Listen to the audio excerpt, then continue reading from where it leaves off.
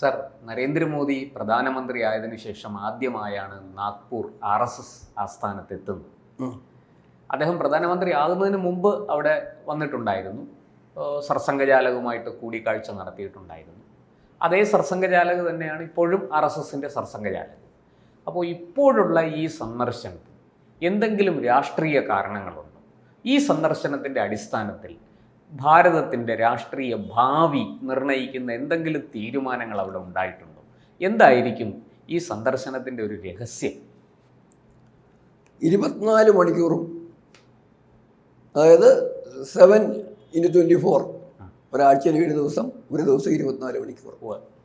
ഈ 24x7 എന്ന് പറയുന്ന ആ കാലത്ത് മൊത്തം രാഷ്ട്രത്തിന് വേണ്ടി ചിന്തിക്കുകയും രാഷ്ട്രത്തിന് വേണ്ടി ജീവിക്കുകയും ചെയ്യുന്ന, സ്വന്തം ജീവിതം തന്നെ രാഷ്ട്രത്തിന് വേണ്ടി സമർപ്പിച്ച 2 വ്യക്തികളാണ് ഡോക്ടർ മോഹൻജി ഭഗവത്തും ശ്രീ നരേന്ദ്രമോദിയും. അവർ സർസംഘചാലകന്, ആദ്യത്തെ ആള് പരമപൂജനീയനായ സർസംഘചാലകായതും രണ്ടാമത്തെ ആള് പ്രധാനമന്ത്രിയായതും കാലത്തിൻ്റെ നിയോഗങ്ങൾ മാത്രമാണ്. അതുകൊണ്ട് ഇവർ തമ്മിൽ എന്നും ആശയവിനിമയം ഉണ്ടെന്ന് തന്നെ കണക്കാക്കിക്കോണം. ഒരാളുടെ, അതായത് പ്രധാനമന്ത്രിയുടെ രാജ്യസേവയ്ക്ക് ആവശ്യമായ സാഹചര്യവും സന്ദർഭവും ഒരുക്കി കൊടുക്കുന്ന ജോലി കൃത്യമായി നിർവഹിക്കുന്ന ഒരു പ്രസ്ഥാനമാണ് രാഷ്ട്രീയ സ്വയം സംഘം, ഭാരതത്തിൻ്റെ താല്പര്യം സംരക്ഷിക്കാൻ വേണ്ടി. അതോടൊപ്പം തന്നെ എന്താണ് ഭാരതത്തിൻ്റെ താല്പര്യം എന്നുള്ളത് ദേശഭക്തിയും ഹിന്ദുത്വ ദേശീയ ബോധവും ഉള്ള ഒരു പ്രസ്ഥാനം എങ്ങനെയാണ് ചിന്തിക്കുന്നതെന്ന് നിരന്തരം ഉൾക്കൊണ്ടുകൊണ്ടുമാണ് പ്രധാനമന്ത്രി നരേന്ദ്രമോദി രാഷ്ട്രം ഭരിക്കുന്നത്. ആ ഒരു സാഹചര്യത്തിൽ ഇവർ തമ്മിൽ എന്നുമുള്ള ആ കാഴ്ച, എന്നുമുള്ള ആ പരസ്പര ആശയവിനിമയം, അത് പല രീതിയിലാകാം, പല മാധ്യമങ്ങളിലൂടെ ആവാം. അതിനൊരു പ്രത്യേകത ഈ യാത്രയ്ക്കുണ്ട് എന്ന് ഞാൻ കരുതുന്നില്ല. എങ്കിലും എന്നും നടത്തുന്ന യാത്രകൾക്കും അല്ലെങ്കിൽ എന്നും നടക്കുന്ന ആശയവിനിമയങ്ങൾക്കും അപ്പുറം അത് എന്താണ് ലക്ഷ്യമിടുന്നതെന്ന്, അല്ലെങ്കിൽ പുതുതായിട്ട് എന്തെങ്കിലും മാറ്റം വരുന്നുണ്ടോ എന്ന് അന്വേഷിക്കുക, അറിയുകയും ചെയ്യേണ്ടതുണ്ട്. അവിടെ ഞാൻ അങ്ങയുടെ ശ്രദ്ധ ക്ഷണിക്കുന്നത്, രാമജന്മസ്ഥാനത്ത് അയോധ്യയിൽ പുതിയ ക്ഷേത്രം പണിത ശേഷം നരേന്ദ്രമോദി അവിടെ നടത്തിയൊരു പ്രഭാഷണത്തിൽ, അന്നും ഇവർ രണ്ടുപേരും ഒന്നിച്ചുണ്ടായിരുന്നായിരുന്നല്ലോ, അവിടെയാണോ ശിലാസ്ഥാപനത്തിലാണോ എന്ന് എനിക്ക് സംശയമുണ്ട്. അവിടെ നടത്തിയൊരു പ്രഭാഷണത്തിൽ ഒരു വാചകം പറഞ്ഞു, 1000 വർഷങ്ങൾക്കപ്പുറമുള്ള ഭാരതത്തിന് വേണ്ടിയാണ് നമ്മൾ പുതിയ കാൽവെപ്പുകൾ നടത്തുന്നതെന്ന് പറഞ്ഞു. 1000 വർഷത്തെ ഭാവി, 1000 വർഷത്തെ, 10 അല്ല 100 അല്ല, 1000 വർഷത്തെ ഭാരതത്തിൻ്റെ ഭാവിയെ കണ്ടുകൊണ്ടുള്ള ചൂടുവെപ്പാണെന്ന് പറഞ്ഞു. അതുകൊണ്ട് ഇന്നലെ അവർ കണ്ടതും ഒരുപക്ഷെ ചെറിയ സന്ദർഭമായിരിക്കും, പക്ഷെ അത് പ്രഭാവം ചെലുത്താൻ പോകുന്നത് ഞാൻ ഇപ്പോഴീ പറഞ്ഞ 1000 വർഷത്തിൻ്റെ ഭാരതത്തിൻ്റെ ഭാവിക്കുമായിരിക്കും എന്നുള്ളത് വ്യക്തം. അതാണ് ആശയത്തിൻ്റെയും ആദർശത്തിൻ്റെയും ഉന്നത തലത്തിൽ നിന്ന് ചിന്തിക്കുമ്പം നമ്മൾ ഉൾക്കൊള്ളേണ്ട കാര്യം. ഇനി രാഷ്ട്രീയ പ്രത്യാഘാതങ്ങൾ അങ്ങേക്ക് ചോദിക്കാം. ഈ ഇപ്പോഴത്തെ ഒരു സാഹചര്യം, അതായത് കഴിഞ്ഞ ലോക്സഭാ തെരഞ്ഞെടുപ്പ് കഴിഞ്ഞപ്പോൾ BJPക്ക് ഒരു ചെറിയ ക്ഷീണമുണ്ടായി. അതായത് BJP ഒറ്റയ്ക്ക് ഭൂരിപക്ഷം നേടിയിരുന്നിടത്ത് നിന്ന് ഒരു കൂട്ടുകക്ഷി സർക്കാർ എന്നൊരവസ്ഥയിലേക്ക് ചെന്നെത്തുകയുണ്ടായി. ജയത്തിനോട് ഏതാണ്ട് അടുത്ത് 283 സീറ്റ് എന്നുള്ളത് 240 അപ്പോൾ ആ 240 സീറ്റുകൾ നേടുന്നതിൽ അത് RSSൻ്റെ അതൃപ്തി ഒരു കാരണമായി എന്നൊരു വിമർശനം ഉയർന്നിട്ടുണ്ട്. പ്രത്യേകിച്ചും RSSൻ്റെ സഹായമില്ലാതെ തന്നെ BJP ജയിച്ചു വരും എന്നൊക്കെ JP നഡ്ഡയെ പോലുള്ളവർ തെരഞ്ഞെടുപ്പ് പ്രചാരണ രംഗത്ത് ആ കാലയളവിൽ പറയുകയുമുണ്ടായി. അപ്പോൾ ആ സാഹചര്യത്തിൽ എൻ്റെ ഇടപെടൽ ഇപ്പം തന്നെ വേണം. ഒരു പക്ഷേ ആ വിഷയത്തെക്കുറിച്ച് കൃത്യമായ ഒരു വീഡിയോ എൻ്റെ തന്നെ കൊടുത്തിരുന്നു. JP നദ്ദ ഒരിക്കലും RSSന്റെ സഹായം വേണ്ട എന്ന് പറഞ്ഞിട്ടില്ല, ആവശ്യമില്ലെന്നും പറഞ്ഞിട്ടില്ല. JP നദ്ദ സംഘവുമായി ബന്ധപ്പെട്ട സർസംഘചാലകരും ഗുരുജി ഉൾപ്പെടെയുള്ളവരും പറഞ്ഞു വന്നിരുന്നതും ഇന്നും ഉൾക്കൊള്ളുന്ന ആശയം തന്നെയാണ് പറഞ്ഞത്. സംഘത്തിൽ പരിവാർ പ്രസ്ഥാനങ്ങൾ ഉണ്ടാകുമ്പം സ്വയം പര്യാപ്തതയിലേക്ക് നീങ്ങണം. ആ സ്വയം പര്യാപ്തതയിലേക്ക് നീങ്ങിക്കഴിയുമ്പം അതാത് മേഖലകളിലെ കാര്യങ്ങൾ, ഇവിടെ കേരളത്തെ അവസ്ഥയുണ്ട്, വിചാരകേന്ദ്രമുണ്ട്, സേവാഭാരതിയുണ്ട്.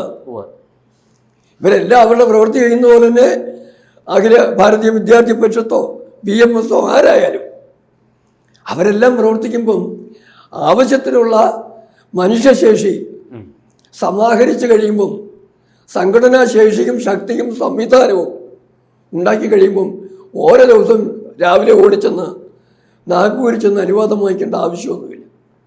അത് കൃത്യമാണ്. ഇത് തന്നെയാണെന്ന് എന്താ പറഞ്ഞത്. ഞാൻ വേണമെങ്കിൽ അതിൻ്റെ ലിങ്ക് തിരിച്ചെടുക്കാൻ അങ്ങേക്ക് തരാം. അത് അവിടെ തന്നെ പറഞ്ഞിട്ടുമുണ്ട്. നന്ദയുടെ അതെ ഒരു വാചകം മാത്രം നിങ്ങൾ എടുക്കരുത്. അല്ല, പൊതുവേ അങ്ങനെയാണ്. ഞാനൊരു കാര്യം പറയാം. ഒരു പറഞ്ഞിട്ട് ആ ഇന്റർവ്യൂവിനകത്ത് അവസാനം JP നദ്ദ പറഞ്ഞൊരു വാചകമുണ്ട്. സംഘത്തിലെ പ്രസ്ഥാനങ്ങളും BJPയും RSSും എല്ലാം ഒന്നിച്ചു ചേർന്ന് പ്രവർത്തിക്കുന്ന ഒരു യുണീക്കായ വ്യതിരക്തതയുള്ള രീതിയുണ്ട് എന്നും അദ്ദേഹം പറഞ്ഞു. പക്ഷെ അതൊന്നും കണക്കിലെടുക്കാതെ ആദ്യം കണ്ടത് മാത്രം എടുത്തിട്ട് കുറച്ച് പേര് പറഞ്ഞു. വാചകം മാത്രമാണ് പൊതുവെ സോഷ്യൽ മീഡിയയിലൊക്കെ പ്രചാരം സിദ്ധിച്ചത്. ഒന്നുകൂടി പറഞ്ഞു കഴിഞ്ഞാല് ഒരച്ഛൻ മക്കളെ വളർത്തുന്നു. മകൻ ചുമട്ടുതൊഴിലാളി, അച്ഛനും മകനെന്ന് വിചാരിച്ചു. അല്ല, വലിയ മക്കളൊന്നും വേണ്ട. അച്ഛനും ചുമട്ടുതൊഴിലാളി, മകനും ചുമട്ടുതൊഴിലാളി. 60 കിലോ അച്ഛൻ ഭാരം എടുക്കുമായിരുന്നു എന്ന് കരുതുക. മകനെ പരിശീലിപ്പിച്ച മകനും 60 കിലോ ആക്കാവുന്ന പരിധി വന്നു. അപ്പോൾ ചെറുതായിരുന്നപ്പോഴത്തേക്കും മകന് ചെറിയ സഹായമൊക്കെ കൊടുത്തിട്ടുണ്ടാവും. പക്ഷെ അച്ഛൻ്റെ അത്ര ആരോഗ്യമായിട്ട് മകൻ വരുമ്പോൾ മകൻ പറയുകയാണ്, അച്ഛൻ ഇനിയും എന്നെ സഹായിക്കണ്ട, വിശ്രമിച്ചോളൂ, അച്ഛൻ വിശ്രമിച്ചോ, ഞാനിത് ഇവിടുന്ന് അവിടം വരെ കൊണ്ടുപോയിക്കോളാം എന്ന് പറഞ്ഞു കഴിഞ്ഞാൽ അച്ഛൻ അഭിമാനമാണോ തോന്നുക, അതോ എന്നെ ഒഴിവാക്കി എന്നാണ് തോന്നുക? അതിൽ അഭിമാനിക്കേണ്ടതാണ്. ഇത് തന്നെ സംഭവിച്ചിട്ടുള്ളൂ. ഇതാണ് അവിടെ സംഭവിച്ചത്. പക്ഷെ മാധ്യമങ്ങളുടെ പ്രചാരണത്തിൽ അത് തിരിച്ചു വന്നു. അവിടെ ഒരു കാര്യം കൂടി എടുത്തു പറയാം. കൃത്യമായ വിശദീകരണം മറുപടിയും കൊടുക്കേണ്ടവരുടെ ഭാഗത്തുനിന്ന് ഉണ്ടായതുമില്ല. അതിനൊരു കാരണമുണ്ട്. അതൊരു വീഴ്ചയാണ്. അത് വീഴ്ചയല്ല, അത് സംഘത്തിൻ്റെ രീതിയാണ്. ഒരു കാര്യം പറഞ്ഞിട്ട് തന്നെ വിശദീകരിച്ചുകൊണ്ട് പുറകെ പോകുന്നൊരു സംവിധാനം രാഷ്ട്രീയ പാർട്ടി അല്ലല്ലോ. ആ വഴിക്ക് പോയില്ല. പിന്നെ പരാജയത്തിൻ്റെ കാരണം ഇതൊന്നുമല്ല.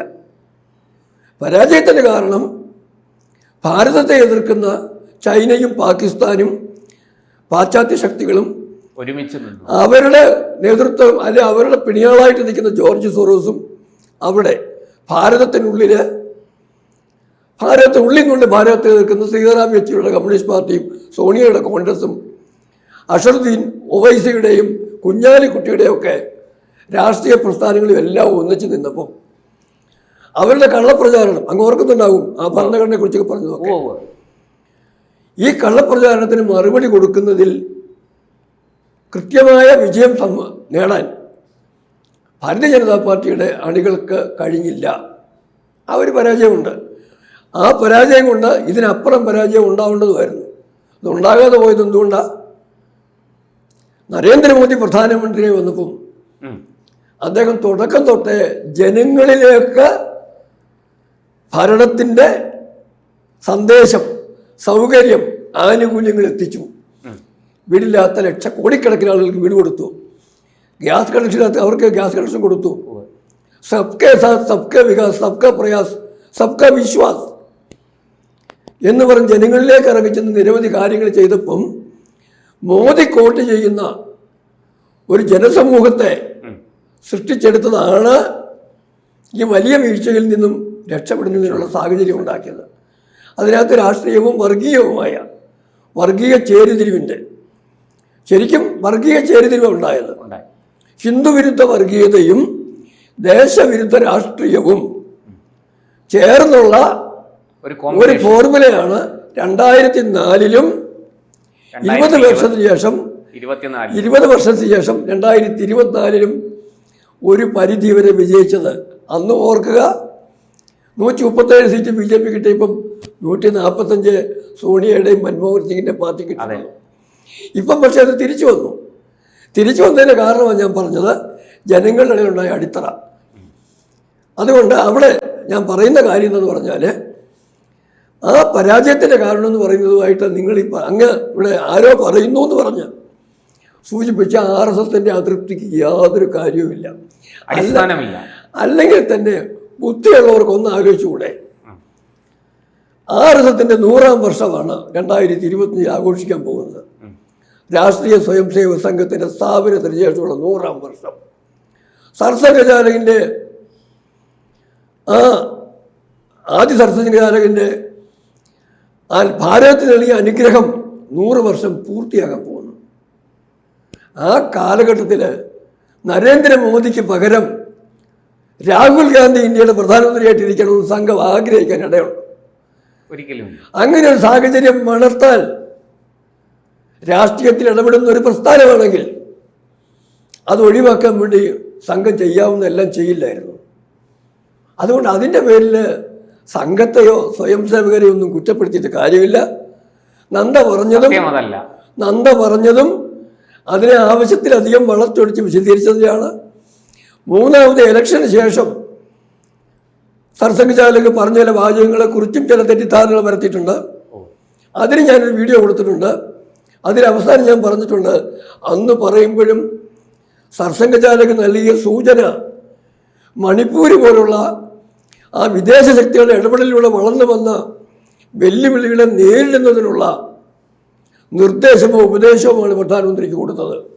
ഞാൻ ഈ പറഞ്ഞത് അത്രയും ബോധ്യം വന്നില്ലെങ്കിൽ വേറൊരു കാര്യം ഞാൻ തിരിച്ചങ്ങോട്ട് പറയുക. ഭാരതീയ ജനതാ പാർട്ടിയും പ്രധാനമന്ത്രി നരേന്ദ്രമോദിയും രാഷ്ട്രീയ സ്വയംസേവക സംഘത്തിൻ്റെ സഹായമില്ലാതെയാണ്, അതൃപ്തിയെ അനുഭവിച്ചുകൊണ്ടാണ്, എതിർപ്പിനെ അതിജീവിച്ചുകൊണ്ടാണ് 240 സീറ്റ് നേടി വീണ്ടും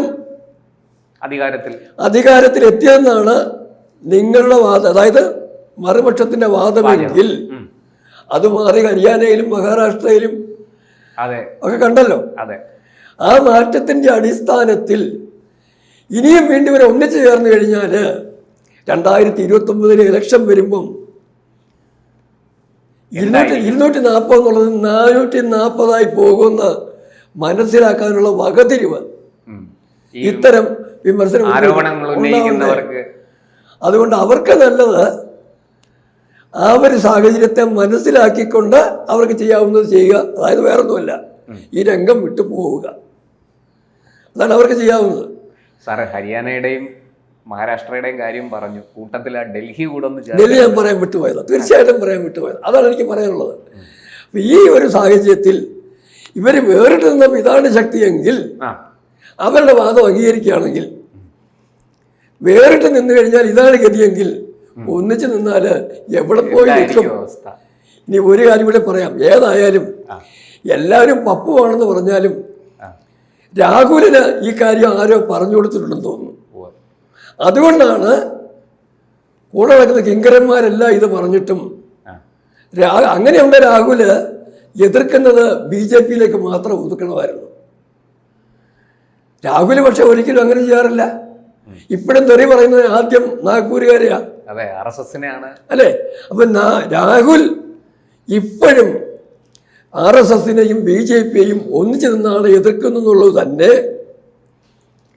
വകതിരിവിന്റെ സൃഷ്ടിയാണെന്നുണ്ടെങ്കിൽ അത് BJPയുടെ കഴിഞ്ഞ ഇലക്ഷന് എന്തെങ്കിലും പുറകോട്ട് പോയിട്ടുണ്ടെങ്കിൽ അതിൻ്റെ കാരണം രാഷ്ട്രീയ സ്വയംസേവക സംഘവുമായിട്ടുള്ള അതൃപ്തി അല്ലെന്നുള്ളതിൻ്റെ പരോക്ഷമായ തെളിവാണ്.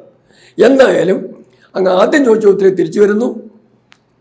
1000 വർഷം മുന്നോട്ട് പോകുന്നതിനുള്ള ഭാരതത്തിൻ്റെ ഭാവി അടിസ്ഥാനശില, ആധാരശില ഇടുവാനും അങ്ങനെ അമൃതകാല ഭാരതം ചിരകാലം സ്മരണയിൽ നിൽക്കുന്നത് പോലെ 2047 മുമ്പ് ഭാരതത്തെ വിശ്വഗുരുവാക്കാൻ രാഷ്ട്രീയ സ്വയംസേവക സംഘം ലക്ഷ്യം വെച്ചെങ്കിൽ G20 വിശ്വബന്ധുവാണെന്ന് നരേന്ദ്രമോദി തിരുത്തൽ വരുത്തിയെങ്കിൽ അവരുടെ ലക്ഷ്യങ്ങളിലേക്കുള്ള പോക്ക് അതിശീഘ്രമായിരിക്കും, ആസൂത്രിതമായിരിക്കും എന്നുള്ളതാണ് എനിക്ക് പറയാനുള്ളത്.